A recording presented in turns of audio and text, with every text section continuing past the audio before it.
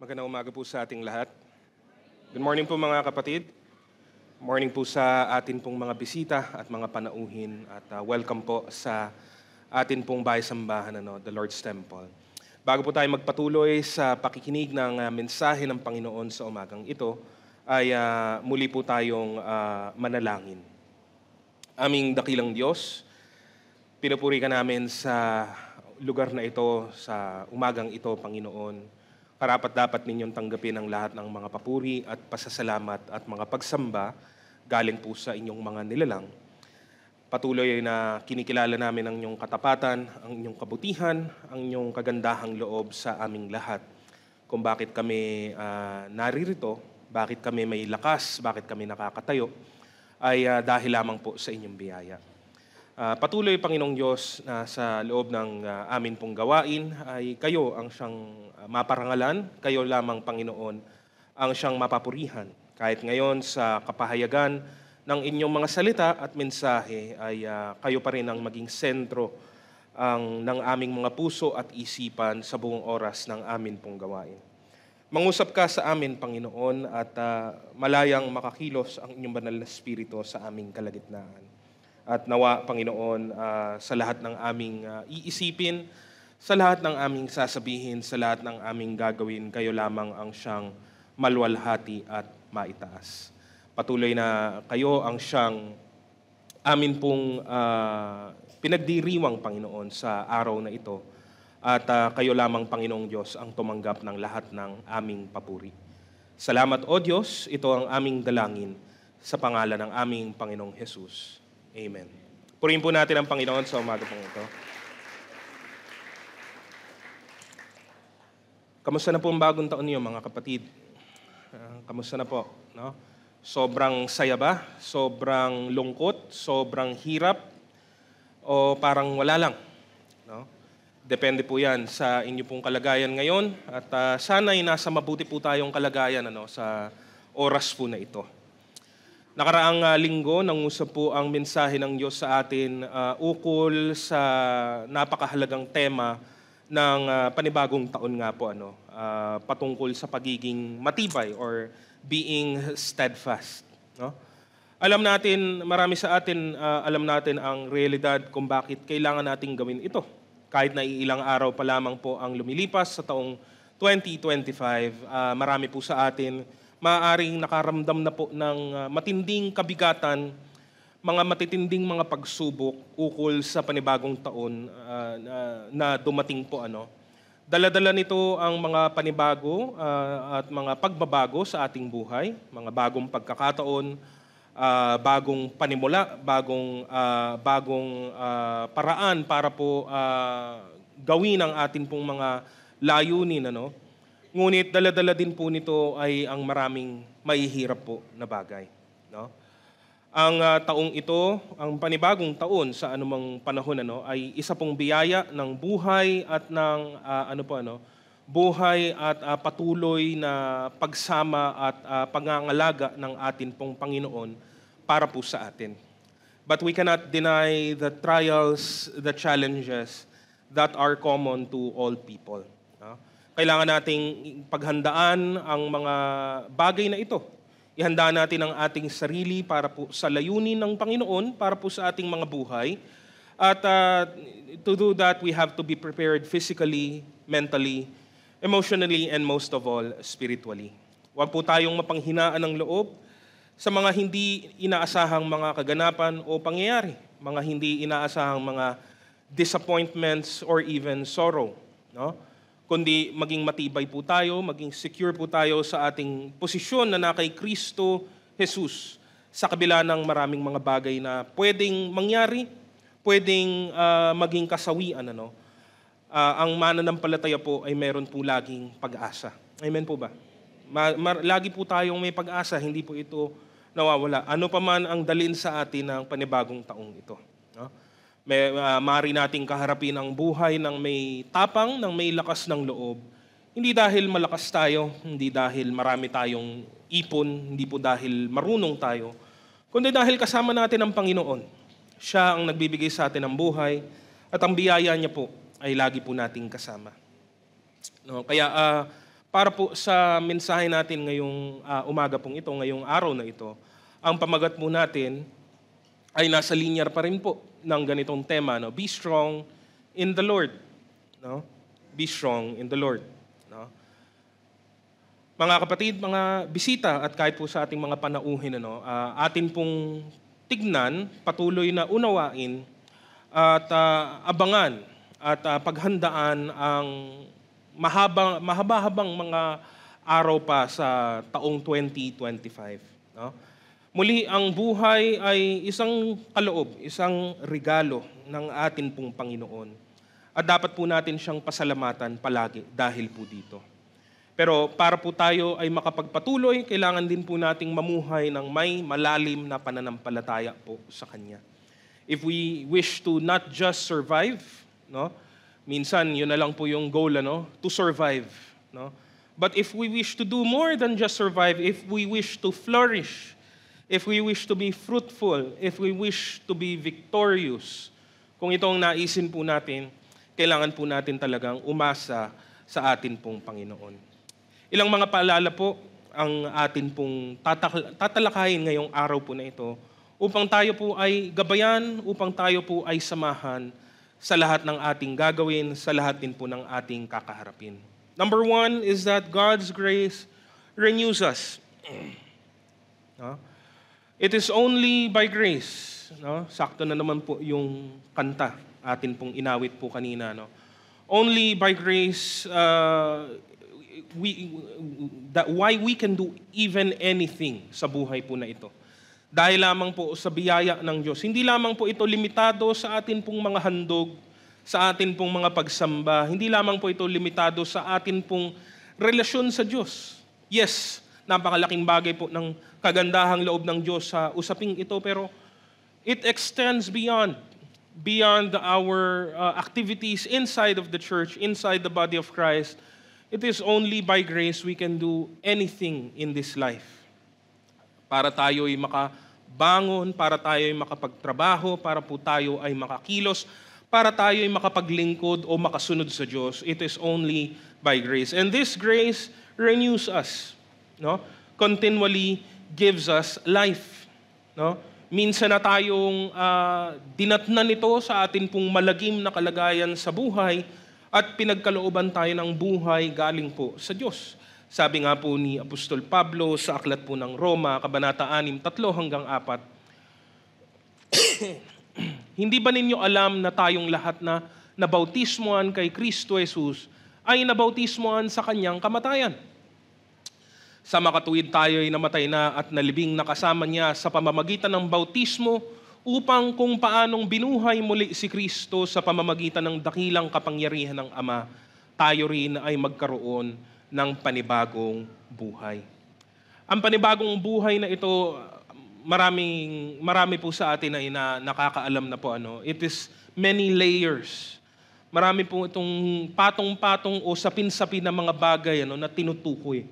No? Itong tinutukoy na buhay natin sa espiritual.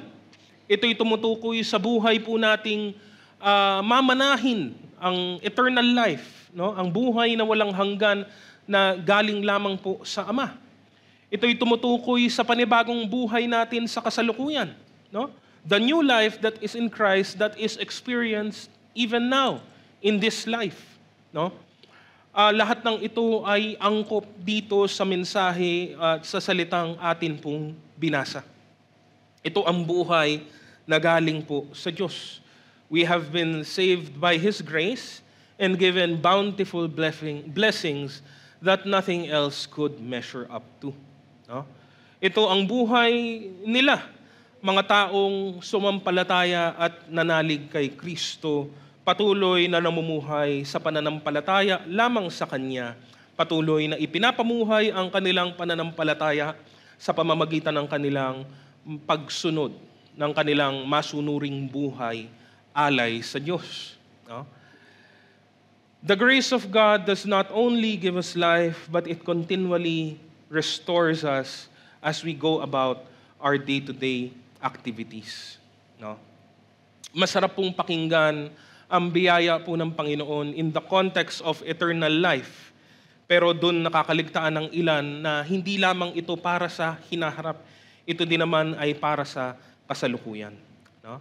Ilang bagay po ukol po dito. Letter A, we have strength even in weakness. We have strength even in weakness.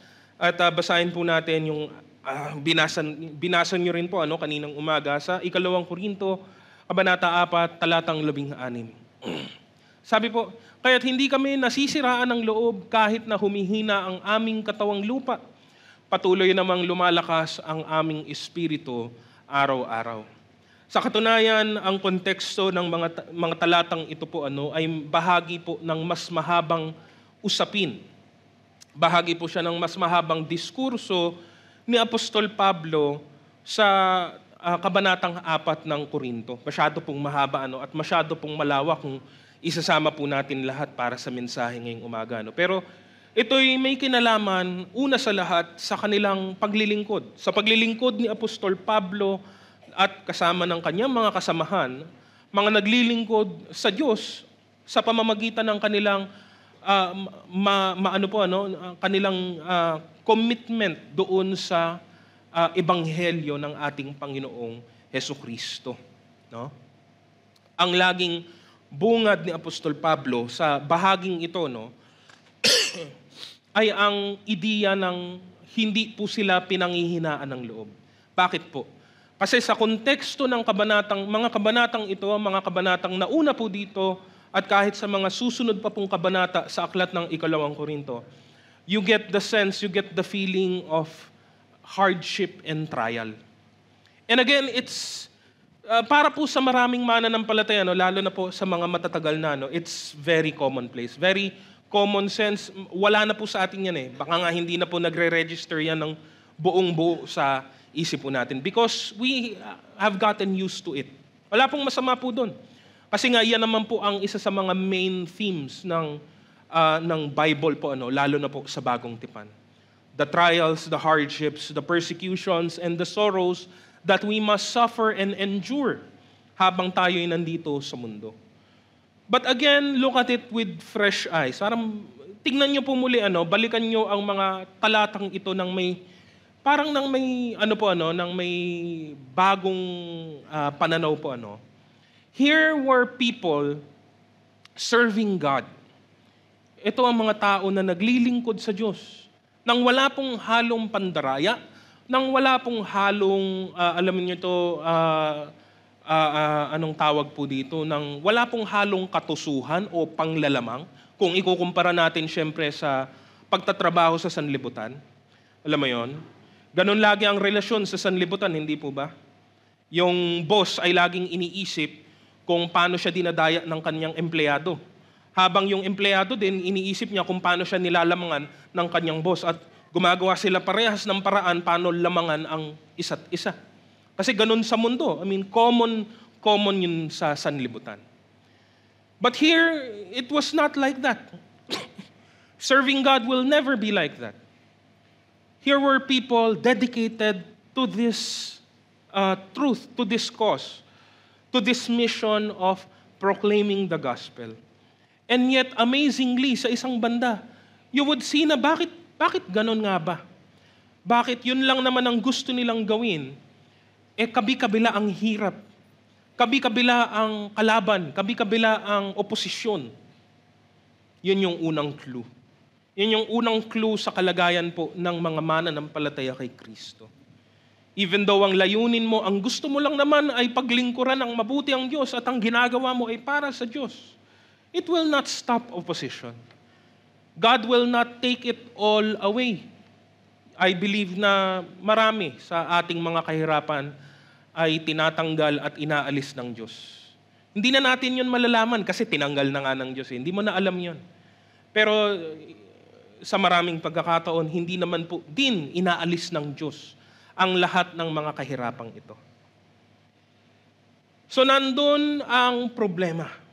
Kaya paulit-ulit si Pablo, hindi kami pinanghinaan ng loob. Kasi kung titignan mo to sa mata ng isang taga-sanlibutan, nakakapanlumo, nakakapagod, nakakadismaya. No?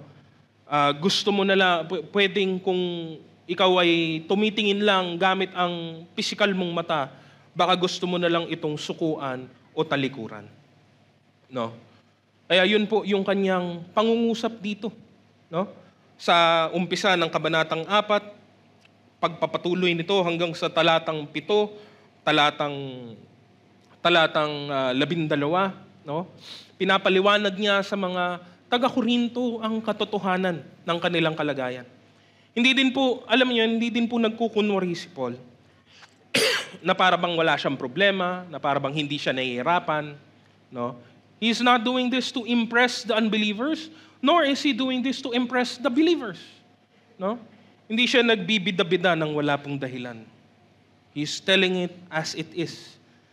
As a father sa kanyang mga anak, parang ganun po ang relationship na pinapahiwatig ng pagiging malapit ni Apostol Pablo sa pagsusulat ng liham po na ito. Hanggang sa dumating nga po tayo sa talatang 16. No? Balikan ko po muli, kung bakit ito ang atin pong dinatnan sa talatang ito. Kaya't hindi kami nasisiraan ng loob kahit na humihina ang aming katawang lupa. Patuloy namang lumalakas ang aming espiritu araw-araw. Kaya ganun po ang kanyang sinabi, ganun po ang kanyang pinatotohanan, dahil yun naman po talaga ang totoo para po kay Pablo. Without any embellishment, nang hindi po nagmamatapang lamang ng walang dahilan, ng wala pong, ng wala naman talagang ibig sabihin.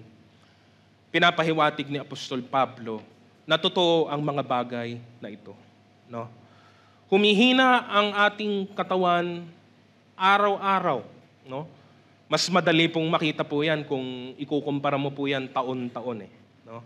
At maraming nakakaalam po. Marami po sa atin ang nakaranas na rin po siguro nito. No? There comes a point in your life na hindi na po masaya magbilang ng birthday.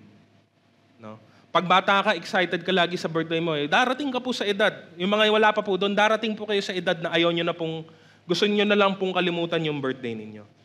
Because it's a yearly reminder. No? Na ikaw po ay tumanda na naman, na ikaw po ay humina na naman, na ikaw ay mas marami ng mararamdaman na mga karamdaman at mga sakit at kung ano-ano pa. No?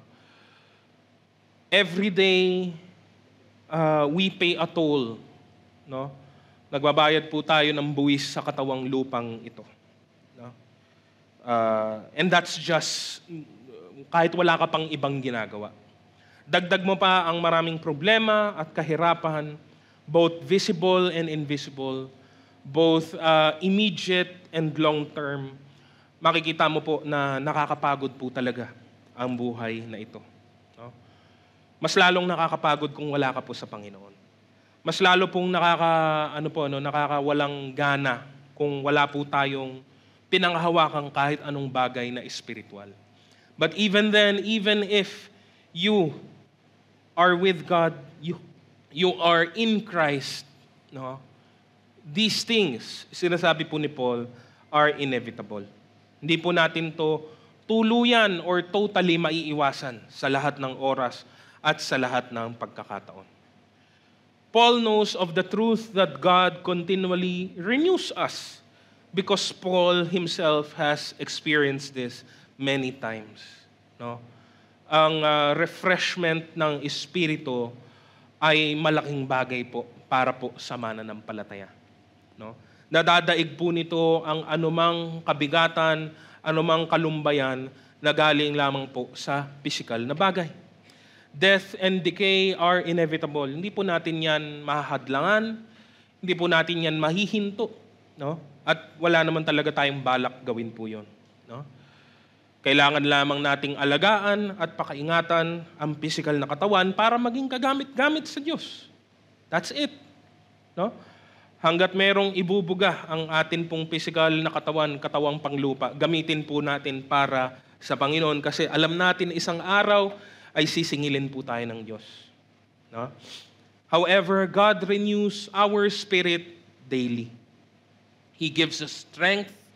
He gives us sustenance. He gives us hope. No? Upang tayo po ay makapagpatuloy. No? Even in our weakness, we are made strong by the grace of God.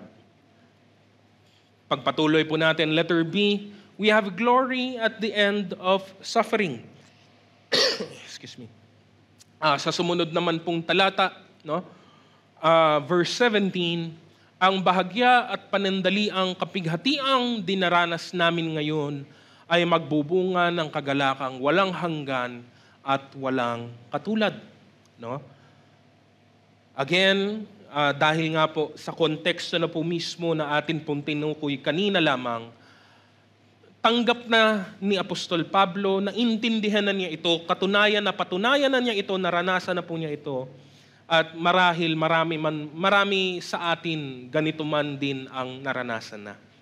Suffering is expected in this life, even if you are a believer of Christ. No? Christians are saved from eternal punishment by God. No? Niligtas tayo sa kaparusahang darating, sa kaparusahang ipapataw sa ating mga kaluluwa. No? But we are not removed, or not all of us are totally removed from all of the tribulations faced here on earth.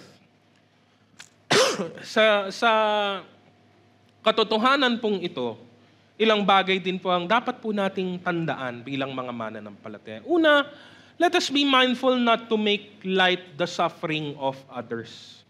No? Isa po sa mga skill na kailangan pong matutunan ng Kristiyano ay ang empathy. No? Higit po ito, mas malalim po ito sa salita po nating pakikiramay po. No? Pakikiramay at best could be translated into sympathy. But empathy is placing yourself, no? Putting yourself in the position, in the status of other people. And alam mo yon, kasi pagka naiintindihan mo ang kanilang kalagayan, anumang gagawin na kilos mo, anumang lalabas na salita sa bibig mo, would be one that would connect with them. No? Just because tayo ay sigurado na sa atin pong kalagayang espiritual, just because na tayo po ay meron na pong inaabangan at inaasahan na buhay na walang hanggan dahil sa Diyos, wag naman po nating maliitin o laitin ang kahirapang nararanasan ng iba. Whether it be our fellow believer in Christ or not. No? Sometimes po kasi masyado pong nagiging mabigat ang atin pong minsan ang atin pong salita, no? Bagamat kasi kung bakit ko ito pinapaunang salita po sa bahaging ito, no? Kasi balikan po natin yung talatang 17. Dahil tinutukoy ni Apostol Pablo ang kahirapan sa buhay na bahagya at panandaliang lamang, no? But this is in the light of what is to come. It is a matter of perspective. No? Sa pananaw na ito, kapag titignan mo yung hinaharap, talagang makikita mo na ang kahirapan sa ngayon ay maliit, mababaw, at bahagya at sandali lamang. No? That's a matter of perspective, but in reality, sa araw-araw nating buhay, hanggat hindi pa nga tayo binabalikan ng Panginoon, hindi pa tayo sinusundo ng Diyos upang makapiling na niya, maraming mga kahirapan dito sa mundo ay meron pong karampatang pagtitiis at pagtsatsaga na hinihingi galing po sa atin. No? And empathy can go a long way in the believer's life, in the believer's fellowship and cooperation while we are still in this world. No? It is light and momentary because looking at eternity, napakaliit na bagay lamang nito. No? Di ba? Napakababaw na bagay lamang ng mga kahirapan, kahit gaano pang katinding hirap, mababaw lamang po ito kumpara doon sa darating na mga bagay sa atin pong buhay. Hindi po pinapababaw ni Apostol Pablo, kundi nagmumukha lamang silang mababaw, no? In the proper perspective. Because Paul himself was no stranger to suffering, no? Muli hindi po siya he is not talking out of na para bang wala kasi siyang alam o wala po siyang karanasan. Alam po niya at naranasan po niya ang marami po dito. Sabi nga po niya sa 2 Korinto kabanata 1:8-9. Sabi niya, mga kapatid, nais naming malaman ninyo ang mga kapighatiang dinanas namin sa Asya. Napakabigat ng aming dinanas, ano pat akala namin ay mamamatay na kami. Para kaming hinatulan ng kamatayan, subalit nangyari iyon upang huwag kaming manalig sa aming sarili, kundi sa Diyos na muling bumubuhay sa mga patay. No? Famously, or popularly, alam din po ng marami sa atin, nasa aklat din po ng 2 Korinto ang isa sa mga mahahabang listahan na binigay po ni Apostol Pablo ukol sa isang serye ng mga paghihirap po niya. No? Hindi ko na rin po nilista kasi masyado pong mahaba eh. No? But it is also in this letter, in 2 Corinthians, kung saan binanggit niya ilang beses pong nasiraan siya ng bangka, ilang beses siyang hinagupit, no, ng mga namamahala, no, whether it be the Jews, whether it be the Romans.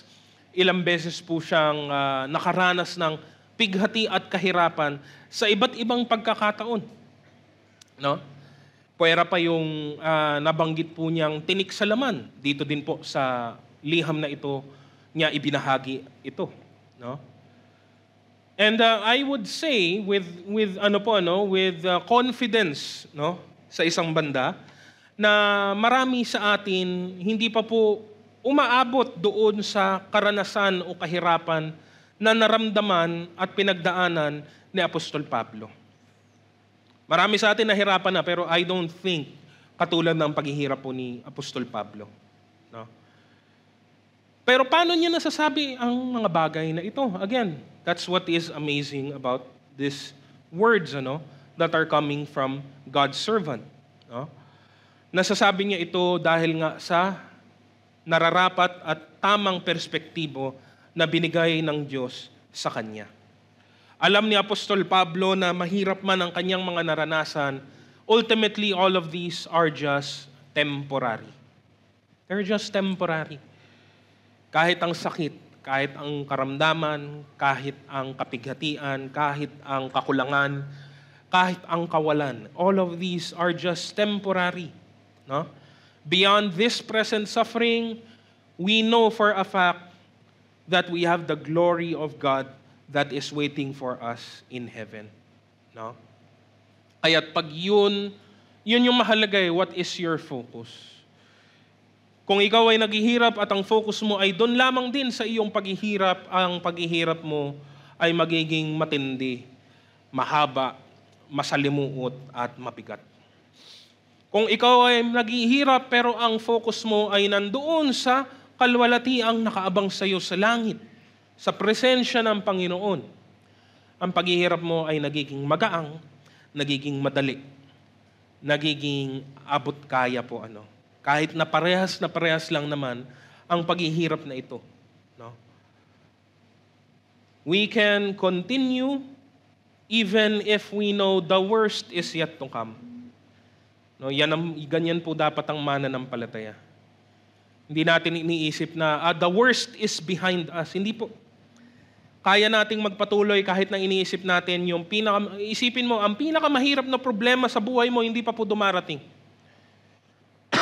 Akala mo dumating na, hindi pa. Isipin mo na paparating pa lamang ito. Hindi mo alam kung kailan, hindi mo alam kung paano, pero hindi pa po talaga ito dumarating sa iyo. But even then, we can still continue. God's glory awaits us all, so we do not lose heart. We remain strong in the faith. No? Beyond the suffering, looking beyond it. Huwag mo lang tignan, huwag mong pagtuunan ng pansin yung mismong hirap. Malulungkot ka lang. No? I-overlook mo yon. Lagpasan mo yung tingin mo. No? Layuan mo yung tingin mo kung ito ang paghihirap, nandun sa bandang kabila ka tumingin. Ano ang nag-aabang sa'yo sa presensya ng Panginoon sa langit? No? And lastly, kakaibat po nito, letter C, we have hope for the life to come. No? At ito naman po ay sa sumunod na talata sa verse 18.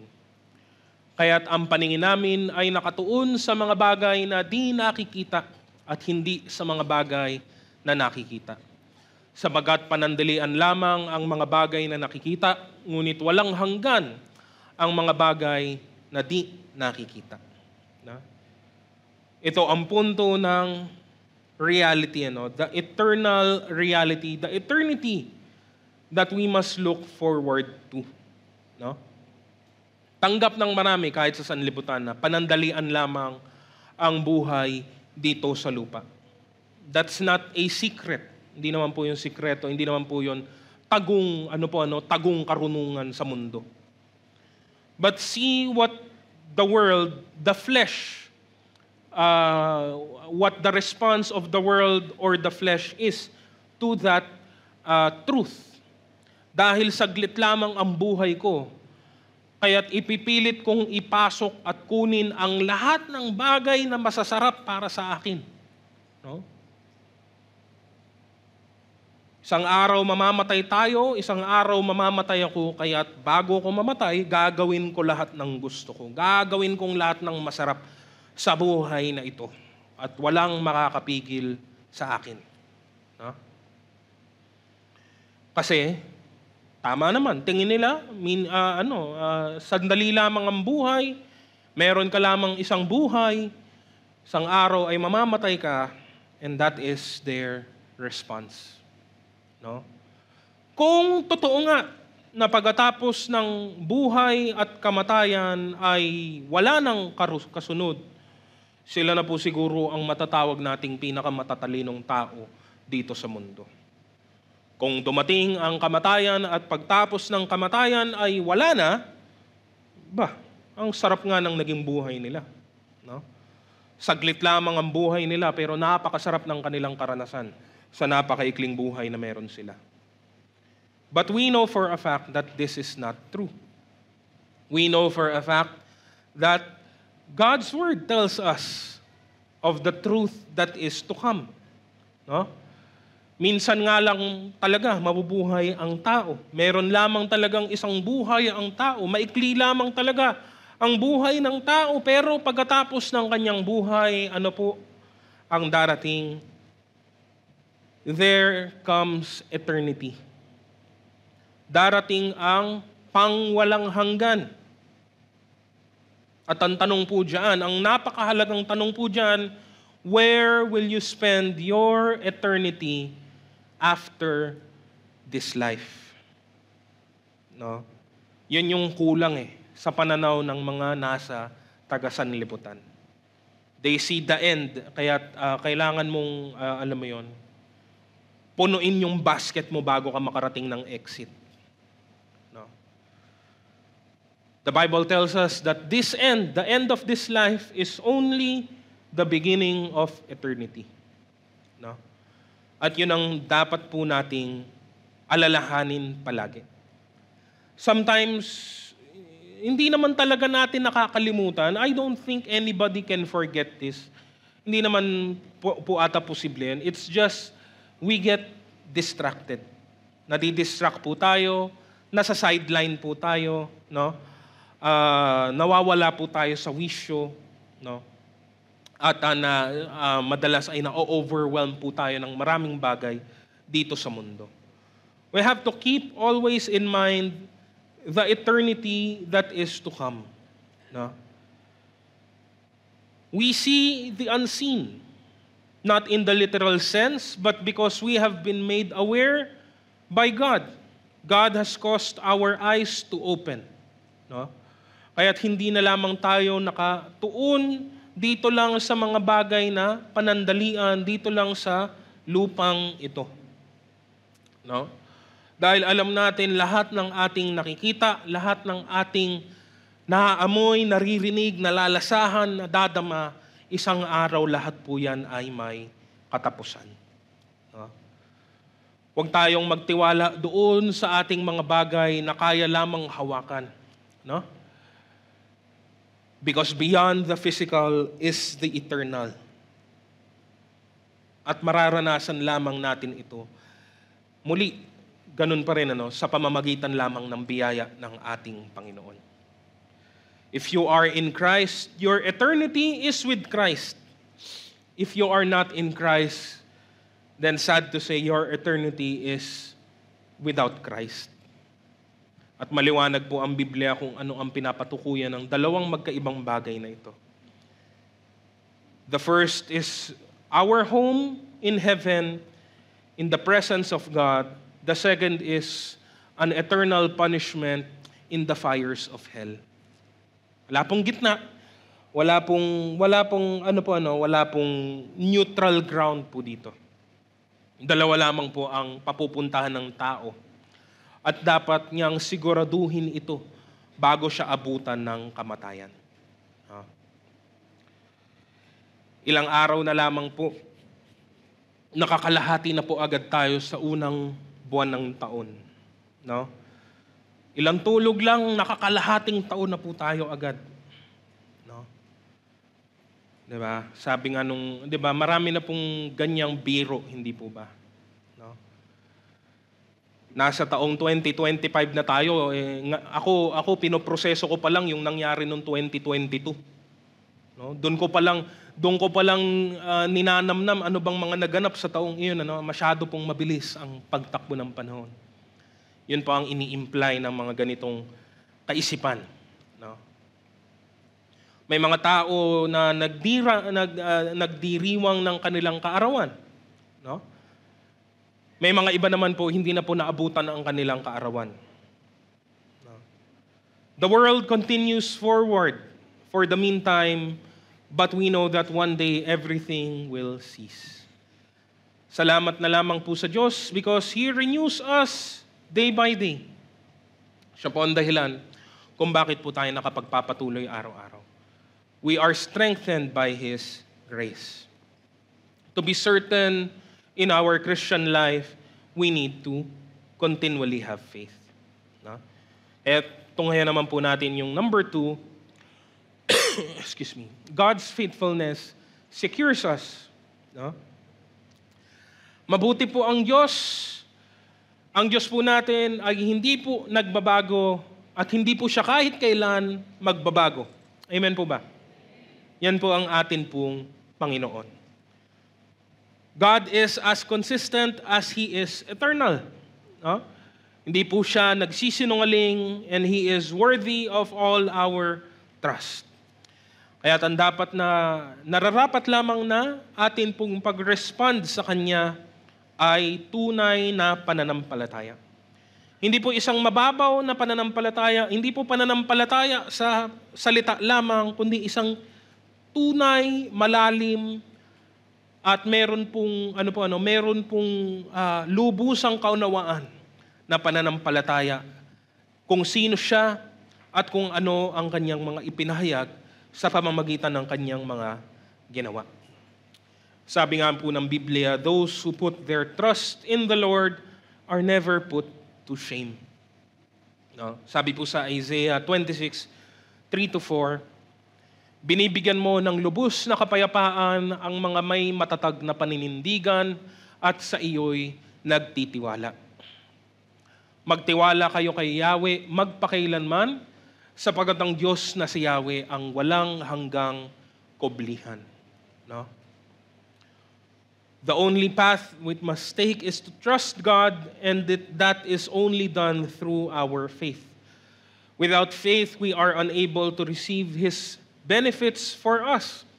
Without faith, we are unable to accomplish anything that God wills for us. Kung nais nating maranasan ang patuloy na biyaya ng Panginoon, hindi lamang po yung pagpapala, yung lubusang biyaya ng Panginoon. We have to live out our lives in true faith in Him. No? Kaya pagkatiwalaan po natin ng lubusan ang Panginoon. Hindi dapat ito magbago. Hindi po dapat ito mag-iba kahit sa harap ng panibagong taon. Letter A, let us trust in God's person. Times will always change. Politics will change. Policies will change. The laws of this world will change. Economies always change. Even culture and traditions change. But God does never change. Hindi po nagbabago kahit kailan ang Panginoon. And it's, again, amazing to think na siyang Diyos na nangusap at nangako kay Moises, kay Josue, ay siya pa ring Diyos na atin pong sinasamba at kinikilala hanggang sa panahon po ngayon. No? Our faith is only as good as the object of our faith. Our faith only has meaning because our faith is placed in God. No? Wala pong bisa ang pananampalataya by itself. No? 'Di ba? Sasabihin ng tao, nananampalataya ako. Ang sunod pong tanong doon ay, saan o kanino? No? At depende sa sunod na lalabas sa bibig mo, kung ikaw ba ay hahangaan o ikaw ba ay pagtatawanan. No? Our faith is only as good as the object of it.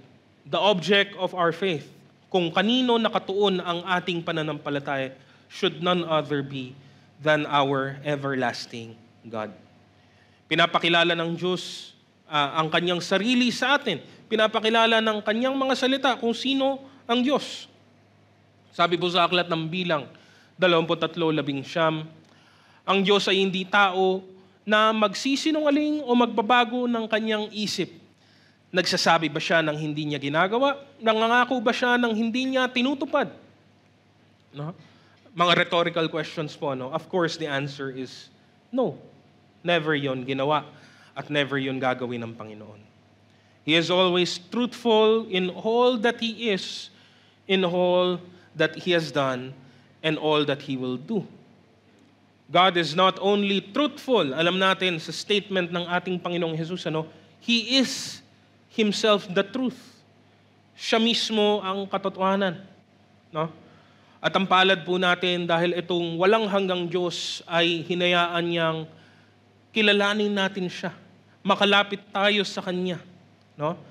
At maunawaan natin ang Kanyang kalooban. Bahagya man lamang o isang bahagi man lamang para sa ating karagdagan. No? Hindi po siya katulad ng tao, hindi po siya limitado, hindi po siya mahina. At hindi po siya natatali saan man o sa anumang bagay. Pag may sinabi siya, kanyang gagawin at tinutupad po niya ang lahat ng kanyang sinasabi. No? Hindi po siya nalilimitahan katulad po natin.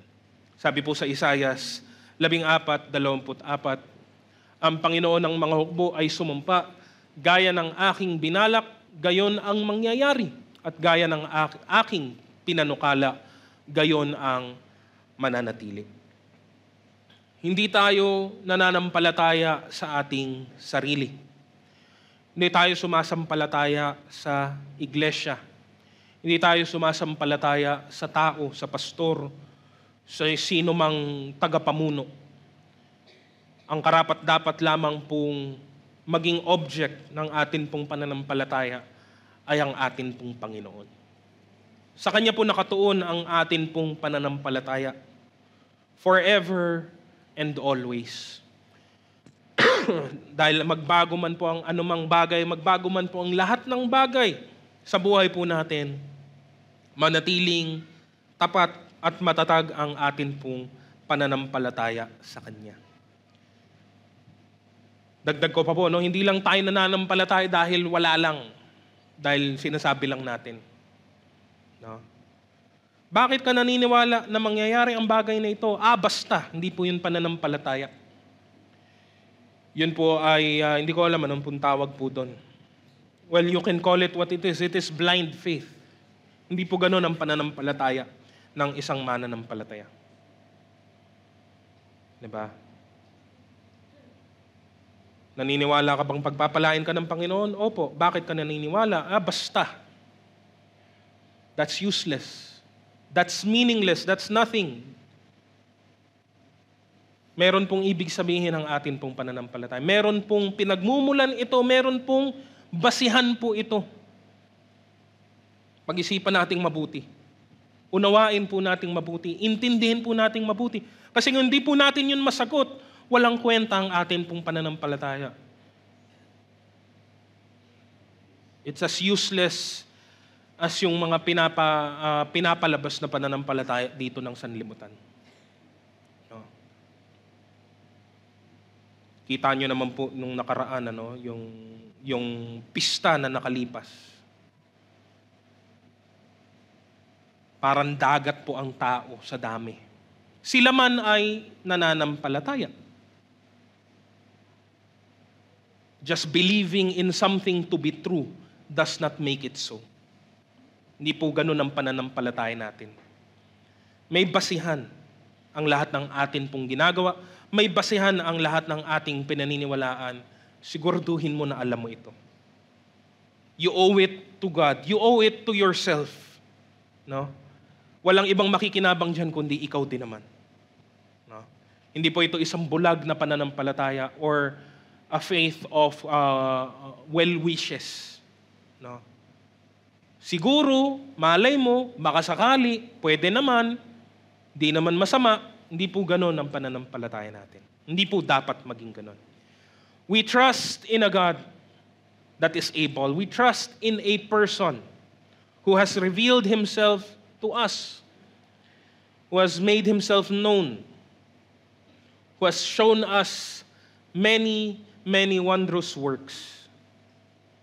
Sa Kanya tayo nananampalataya. No? Sabi po sa unang Korinto, Kabanata 1, talatang 9, tapat ang Diyos na tumawag sa inyo upang makipag-isa sa Kanyang anak na si Jesucristo na ating Panginoon. Kaya siya may bearing. Kaya po siya meron pong bigat sa statement na ito. Bakit? Doon po sa unang-unang salita. Tapat ang Diyos. Tapat ang Diyos. And that is enough. Sapat na po yung ebidensya, sapat na po yun na dahilan para akin itong paniwalaan. Sumunod po dito, letter B, karugtong lamang, let us trust in God's promises. No? Dahil tayo nakakasigurado about the person and character of God, we can also be certain and sure about everything that He has said, and more importantly, about everything that He has promised. Again, a promise is only as good as the person who gives it. May halaga ang pangako, depende kasi kung sino ang nagbitaw ng pangakong ito. Ang isang taong wala namang tinutupad na pangako, kahit ganong kalaki at ganong kalawak pa ang ipangako niyan sa'yo, wala pong dating po yun. Wala pong epekto po yun sa'yo. Hindi ka po mamamangha, hindi ka po mapapabilib. Bakit? Kasi yung nangangako sa'yo ay hindi naman po kapanipaniwala. No? The promise is only as good as the person who gives it. And with God, we are sure of anything that He says and anything that He has promised. No? Bakit mahalaga ang mga pangako?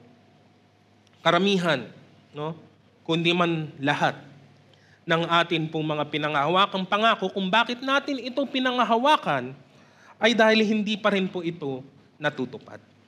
No? Di po ba? Iba po yung mga tinupad na ng Diyos. Yung mga naranasan na po natin. No? Hindi na po natin hinihintay yung pangako ng banal na spirito to give an example. Bakit po? Pinangako yung banal na spirito doon sa original na 12. Technically, 11. Di po ba? Kasi technically, wala na po nung time na yon si Judas. Umalis na po siya. No? Nung pinapaliwanag ito ni Jesus sa kanyang mga alagad, doon po sa kanilang salo-salo. No? The promised helper, kailangan niyang umalis para ipadala ng Diyos ang tagapagtulong na ito. During that time, it was a promise. By the time of Pentecost, it was a promise fulfilled. Natupad na po yun. At simula nung araw na yun, hanggang sa ngayon, ang pangakong yung natupad na ay tapos na po. Kaya ang bawat isang sumasampalataya kay Kristo ay ano pong nangyayari? Pinapanahanan po ng banal na Espiritu. It's done, no? Well, technically, it's still ongoing, pero, di ba, dumating na ito. Yung unang binigyan ng pangako ay naranasan na po nila, naabutan po nila ang bagay na ito. Di ba? Pinangakuan halimbawa si Abraham na siya ay bibigyan ng anak, silang dalawa ni Sarah. And they waited for how many years? For 25 years. And the promise was fulfilled. No? Pinangako ng Diyos ang Mesiyas at pinadala nga niya ang tagapagligtas. The promise has been fulfilled. So ano ang mga pangako na atin pong inaabangan at inaasahan sa kasalukuyan? No? Marami po dito ay hindi pa po nagaganap talaga. At doon tayo nakaabang, doon tayo naghiintay, doon po tayo pinaka-excited. Again, most of all, I would say, I am speaking for everyone, for every Christian, siguro ang pinaka-aasam nating lahat ay ang pagbabalik ng atin pong Panginoon. It's a promise. Why? Because it has not yet happened. Hindi pa po ito nangyayari.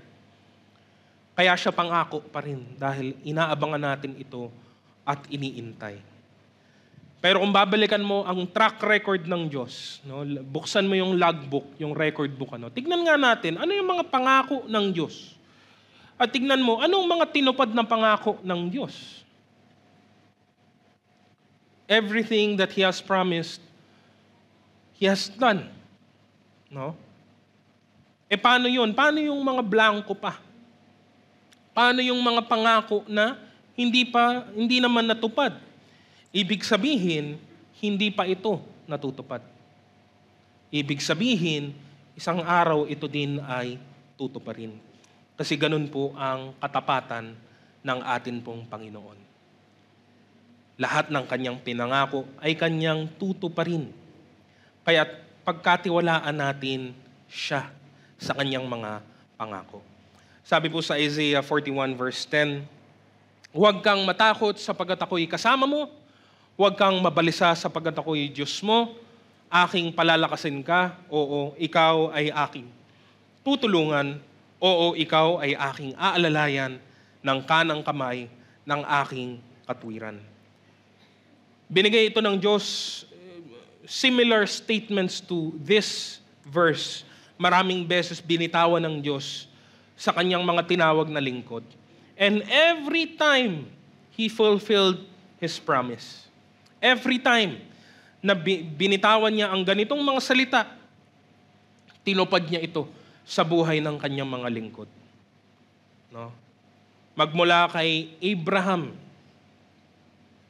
hanggang sa huli ng mga kahuli-hulihang mga propeta, hanggang sa bagong tipan, hanggang sa mga alagad, hanggang sa mga naging alagad ng mga alagad, hanggang sa atin.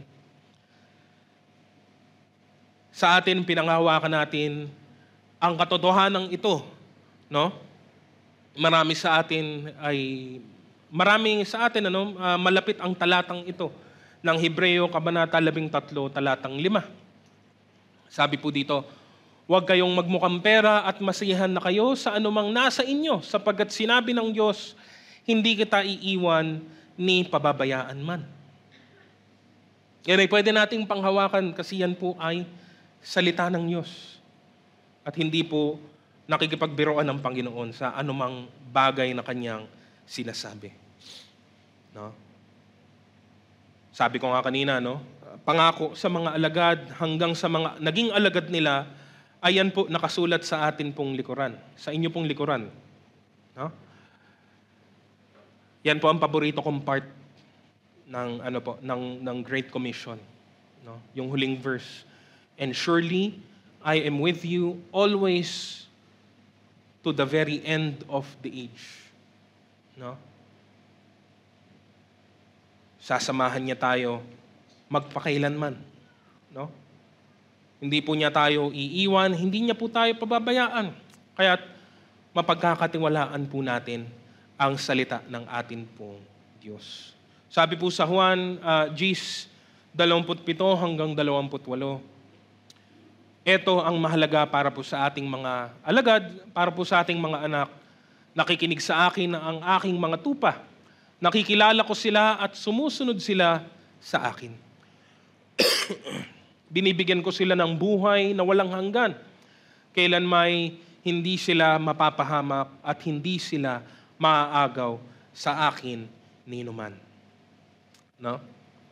At ang huling aspeto po nito, letter C, let us trust in God's power. No? The final aspect of our faith has to do with the power of God. No? Muli isang linya ng koneksyon magmula sa the person of God, the promises of God, and the power of God. No? Dahil anuman ang sabihin ng Diyos, He can do it. He will do it. He is able to do everything, no, that can be done. No? We are assured that everything is in the hands of our mighty God. Kanais-nais pong marinig ang mga matatamis na salitang everything is under control. Alam mo yun?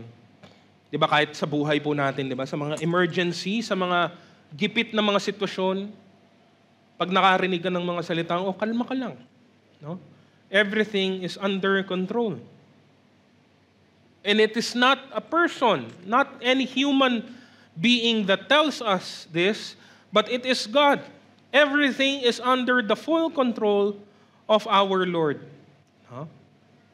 What He said He will do, what He promises He will fulfill, because God is able and God is powerful to do everything that He wills.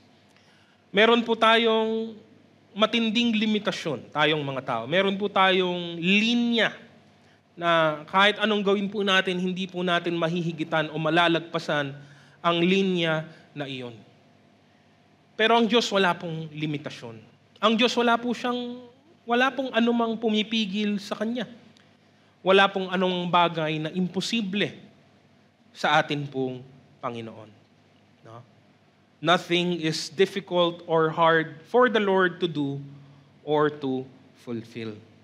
Sabi po sa aklat ng Jeremias 32:27, ako ang Panginoon, ang Diyos ng lahat ng tao. Mayroon bang bagay na hindi ko magagawa? No? I am reminded by the series of questions in Romans chapter 8, verse 31 to 36. No? Siya nga na may kapangyarihan na magligtas sa atin magmula sa kabayaran ng kasalanan at ng kamatayan. Siya nga na may kapangyarihang gawin tayong banal at ituring tayong mga anak. Siya na may kapangyarihang magpatawad sa atin at tayo ay papasukin sa kanyang pamilya at sa kanyang kaharian. Siya na gumawa ng lahat ng ito, may mahirap bang bagay sa kanya? So itong tanong, kapatid, bakit hindi ka nagtitiwala sa Kanya?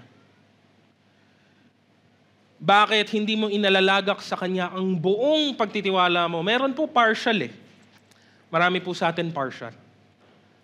Nagtitiwala po tayo in some things, pero hindi po lahat. At hanggat hindi mo po ibinibigay ang lahat, hindi mo po din mararanasan ang lawak ng Kanyang biyaya. Hindi ka po makakapamuhay ng sagana, ng nararapat, ng mabunga, kung hindi mo po ilalagak sa Kanya ng buong buo ang iyong pagtitiwala. Kung wala palang imposible sa Diyos, bakit hindi tayo sa Kanya manalig? Bakit hindi tayo sa Kanya humingi ng tulong? Bakit hindi natin gawin ang Kanyang kalooban higit sa lahat? Bakit hindi natin sundin ang Kanyang mga utos? Wala naman palang mahirap sa Diyos. Maraming mahirap para sa atin, pero wala pong mahirap sa Diyos. Gusto kong basahin, Unang Pedro, Kabanata 1, 3-5. Sabi po dito ni Apostol Pedro, pasalamatan natin ang Diyos at Ama ng ating Panginoong Hesukristo. Dahil sa laki ng habag niya sa atin, tayo'y binigyan niya ng isang panibagong buhay sa pamamagitan ng muling pagkabuhay ni Hesukristo mula sa libingan, at ito ang nagbigay sa atin ng isang buhay na pag-asa. Makakamit natin ang isang kayamanang di masisira, walang kapintasan at di kukupas na inihanda ng Diyos sa langit para sa inyo. Sapagat kayo'y sumasampalataya, iingatan kayo ng kapangyarihan ng Diyos habang hinihintay ninyo ang kaligtasang iyan na ihahayag sa katapusan ng panahon. We have been saved by His power. We are being guided by His power. We are being sustained by His power and ultimately guarded by His power. Maraming beses na tayo nagtiwala sa mga mahihina at mga limitadong bagay. Pagkatiwalaan naman natin ang Panginoon. Make it a point, make it a commitment, make it a prayer to fully entrust yourself to God. No? God is truly worthy of our faith. He and only Him alone in whom we should trust. Napatunayan na ng Diyos ang kanyang sarili time and time again throughout history and throughout the ages, throughout the lives of others, and even through our own lives, sa mga nakalipas na taon. Wala pong maihahambing o maikukumpara sa atin pong Diyos. No one else is worthy of our faith and of our trust. Kung nais po nating marating, maabot ang naisin natin, ang layunin natin, nanggaling po sa atin pong Panginoon, kailangan po nating sumampalataya, manalig po sa Kanya ng buong puso. Our strength will inevitably fail. It will always fall short. But God's power is enough. Sapat po ang kanyang kapangyarihan para po sa atin. Sa pagtatapos po natin, ilang mga bagay po ang nais ko pong iwan sa atin po para po sa linggo pong ito. Let us make the most of our time. Mahalagang alalahanin natin ito not when time is running out. Hindi kung kailan November or December na. Tsaka natin aalalahanin na, konting araw na lang, konting linggo na lang, konting buwan na lang. No. Habang itong nararapat na panahon para atin pong isipin na, let us make the most of the time that we have. Hindi natin alam, as in, truly mga kapatid, tandaan niyo po, sa katotohanan, wala pong nakakaalam sa atin kung lahat po ba tayo na nakaupo, kayo mga nakaupo po dyan, kung lahat po ba sa ating nasa loob ng bahay-sambang ito makakatawid pa sa susunod na taon. There's no guarantee. Wala pong katiyakan. That's the point. No? And we do not know how much time we have left. Let us make the most of our time. Sabi po sa Efeso 5:15-16, kaya't mag-ingat kayo kung paano kayo namumuhay. Excuse me. Mamuhay kayong tulad ng matatalino at di tulad ng mga mangmang.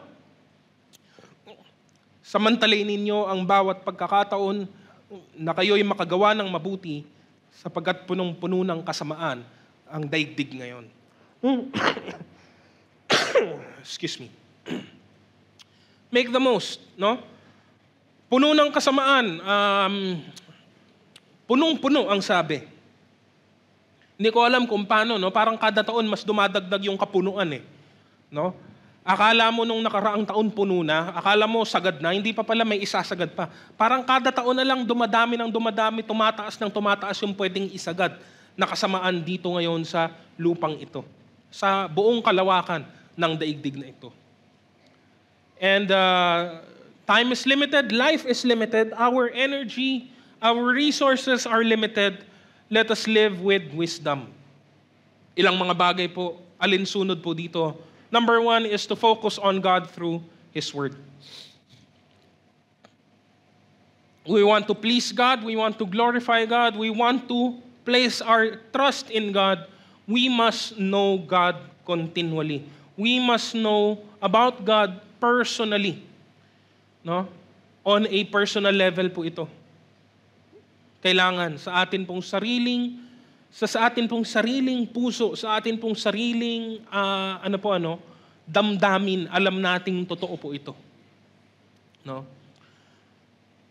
At mapagtitibay lamang po yan sa pamamagitan ng masusi at mapanuring patuloy na pag-aaral ng kanyang salita. Sabi po ng awit 119, basahin ko po, 9-16, paano mapapanatili ng isang kabataan na maging malinis ang kanyang buhay? Mamuhay siya ayon sa inyong mga salita. Buong puso akong lumalapit sa inyo. Kaya tulungan niyo akong huwag lumihis sa inyong mga utos. Ang salita niyo ay iingatan ko sa aking puso upang hindi ako magkasala sa inyo. Purihin kayo, Panginoon. Ituro niyo sa akin ang inyong mga tuntunin. Paulit-ulit kong sinasabi ang mga kautosang ibinigay ninyo. Nagagalak akong sumunod sa inyong mga katuruan, higit pa sa kagalakan dulot ng mga kayamanan. Ang inyong mga tuntunin ay aking pinagbubulay-bulayan at iniisip kong mabuti ang inyong pamamaraan. Magagalak ako sa iyong mga tuntunin at ang iyong mga salitay hindi ko lilimutin. No? Awit ni David po yan. No? At kay David, wala pong halong kasinungalingan o pagpapanggap po yan. Totoo po ito. Mapalad po tayo, higit tayong mapalad kay David kasi ngayon hawak po natin ang kumpleto na salita ng Diyos. Ang kapahayagan ng kalooban ng Panginoon. No? Mababasa natin kahit sa sarili po nating lengguwahe. No? Mababasa natin sa iba't ibang version pa sa ating lengguwahe. Huwag natin itong kaligtaan, huwag natin itong maliitin, huwag natin itong pabayaan. No? Focus on God through His Word. Number 2, live according to God's purpose. Hindi tayo namumuhay para sa ating sarili lamang. Mamuhay po tayo para po sa layunin na binibigay ng atin pong Panginoon kasi yun naman po talaga ang tunay na mahalaga, higit na mahalaga. No? We must not live for ourselves alone. We must live for God who gives us purpose. No? Dapat natin itong isa puso. Hindi tayo ang masusunod, kundi ang Diyos ang dapat pong masunod. Because at the end of the day, gaya ng atin pong nabasa kani-kanina lamang, at the end of the day, masusunod naman talaga ang Diyos pa rin. No purpose of His can be thwarted. Wala po. Kung meron pong sinabi ang Diyos na ito ang mangyayari, yun po ang mangyayari. Kahit magpumiglas ka, kahit na magsigaw ka, kahit magtantrum ka, wala pong magbabago. Mangyayari ang ipinasya ng Diyos. Tayo na mga anak ng Diyos, tayo na mga nasa loob ng kaharian ng Diyos, tayo na mga kumikilala at sumasamba sa Diyos kung ganoon, bakit tayo papalag? Bakit po tayo hihiwalay? Bakit po tayo lilihis? Hindi ba't para sa atin ang pinakamaganda ay umayon sa kung ano ang kalooban niya? Hindi ko alam anong kalooban ng Diyos, di saliksikin mo. That's the point. That's the purpose we should have in ourselves. Kung hindi mo alam, alamin mo una sa lahat. Kung alam mo na, gawin mo. Sabi po sa Aklat ng Kawikaan 19:20-21, dinggin mo at sundin ang mga payo at pagtutuwid sa iyong pag-uugali at sa bandang huli ay magiging marunong ka. Marami tayong mga pinaplano, ngunit ang kalooban pa rin ng Panginoon ang masusunod. Huwag ka nang pumalag, huwag ka nang lumaban. Pwede mo namang gawin yun, kalayaan mo yan. Pero sayang lang po ang lakas, sayang lang po ang effort, sayang lang po ang pagod kung pagdating sa dulo, susunod ka rin naman pala. Dahil wala ka naman talagang choice. Hindi ikaw ang masusunod, kundi Diyos ang masusunod. Pamilyar sa atin ang kwento po ni Jonah. Huwag nang magpaka-Jonah. No? Huwag mo nang intayin na, hindi ko alam, hindi po malaking isda ang lalamon sa'yo. Malay mo, malaking problema pala ang lalamon sa'yo. Bago ka magtanda, bago ka, alam mo yun, bago ka mapaalalahanan at mapahinto isang gabi at masabi mo sa sarili mo, anong ginagawa ko? Bakit ko ginagawa to? Ba't hindi ko na lang gawin yung pinapagawa ng Diyos? Hindi po ba? Very familiar po yun, ano? So yun po, no? Again, number 2 is live according to God's plan and purpose. And lastly, number 3 is to abide in God in all circumstances. No? Malapit po, no? Magkalapit doon sa number 2, no? Mahirap pong magsolo. Mahirap pong mapag-isa. Mahirap pong pangunahan ang sarili po nating buhay, ang sarili po nating kurso sa buhay nang hindi po natin kapiling o kasama ang Diyos. Pinakamasakit siguro sa lahat ay yung akala mo, katabi mo ang Diyos, hindi naman pala. Tayo ang mananatili sa Kanya. No? Because God will always be present. God will always abide. Tayo ang madalas makulit, matigas ang ulo. Tayo po, parang bata na hawak-hawak ng magulang, tayo po ang mahilig pong pumiglas at kumawala. Para puntahan yung gusto natin, para gawin yung gusto natin, para po, alam niyo po yun, para sa kung anumang bagay na ayaw naman, na wala naman doon ang Panginoon. Alam po natin ang nakasulat sa Aklat ng Juan 15:4-5, manatili kayo sa akin at mananatili din ako sa inyo. Hindi magbubunga ang sangang hindi nananatili sa puno. Gayun din naman, hindi kayo magbubunga kung hindi kayo mananatili sa akin. Ako nga ang puno ng ubas at kayo ang mga sanga. Ang nananatili sa akin at ako sa kanya, ang siyang nagbubunga ng sagana. Sapagkat wala kayong magagawa kung kayo'y hiwalay sa akin. No? Napakasimple, napakapayak na salita. Hindi ko na po kailangan dagdagan yan kung tutuusin. Pero again, it's so easy when we are sidetracked, when we are distracted, when we are overwhelmed. Kaya yan yung mga bagay na dapat po nating paghandaan. Hindi mo paghahandaan ang mga masasarap na araw. Madali lang po yun eh. Yun yung komportable ka, yun yung payapa ang panahon, payapa ang tubig sa dagat. I mean, mabuti na alam mo kung anong dapat mong gawin sa mga araw na iyon. No? Pero ang kailangan nating paghandaan ay yung mga araw na mapanganib. Araw na may bagyo, araw na hindi po sumisinag ang sikat ng araw, araw kung saan matataas ang alon. No? Kasi ang mahalaga po, sa lahat ng oras, sa lahat ng panahon, sa lahat ng pagkakataon ay nakakabit po tayo sa puno ng ubas, walang iba kundi ang ating Panginoong Hesukristo. We must abide in Christ. No? At all times, in all places. At siguro ito po ang pinakamagandang, pinakaangkop na halimbawa po dito. No?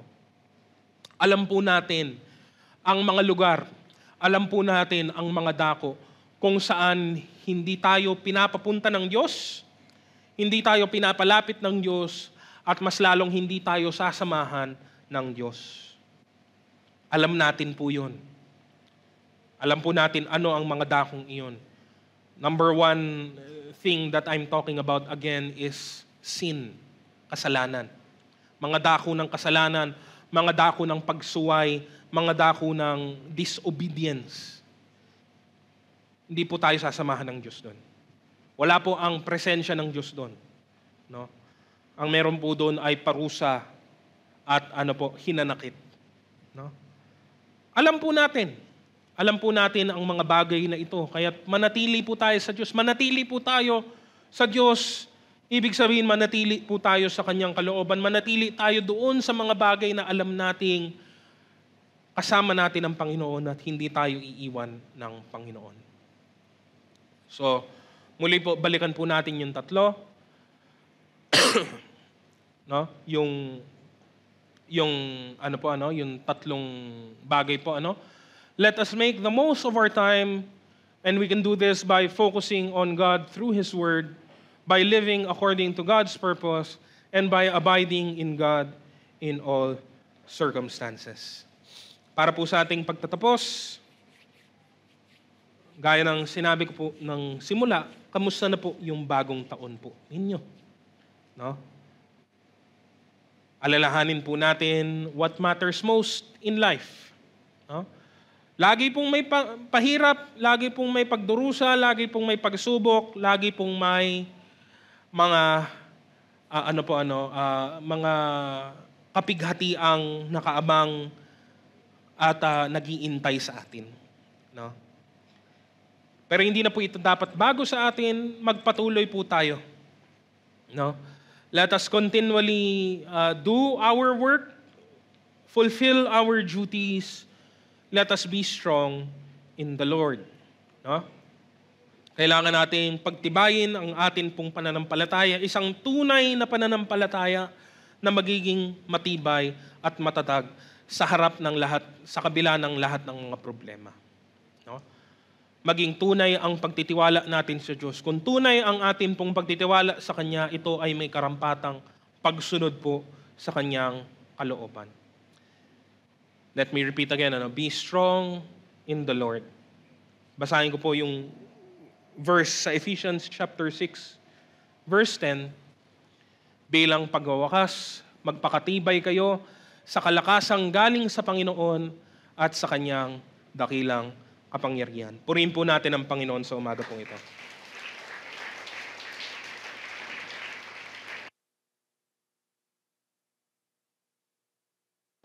Inaanyahan ko na po ang lahat na tumayo po para po sa ating pagtatapos.